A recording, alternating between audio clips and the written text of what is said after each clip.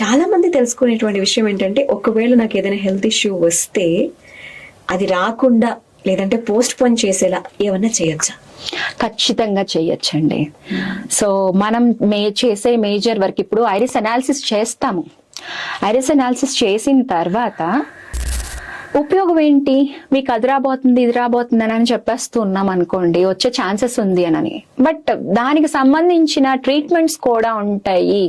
So మీరు ఇలాగా జాగ్రత్త తీసుకోండి. ఎన్నో రకాల ఫైటోకెమికల్స్ అంటే ప్లాంట్ లో ఉండే కెమికల్ నేచర్ అన్నమాట. సో వాటిని యూజ్ చేసుకొని మన బాడీకి కావాల్సిన వైటమిన్స్, మినరల్స్ వీటన్నిటిని కూడా ప్రాపర్ గా బాడీకి ఇవ్వగలిగితే మన బాడీ అనేది డిసీజ్డ్ ఫేజ్ లోకి వెళ్లకుండా సిమ్టమ్స్ తోటి మనం ఆపేయడానికి ఛాన్సెస్ ఉంటుంది.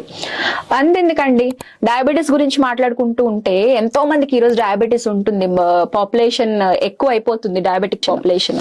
డయాబెటీస్ వచ్చే 18-20 సంవత్సరాల ముందు నుంచి మన బాడీ సైన్స్ అండ్ సిమ్టమ్స్ చూపిస్తూ ఉంటుంది.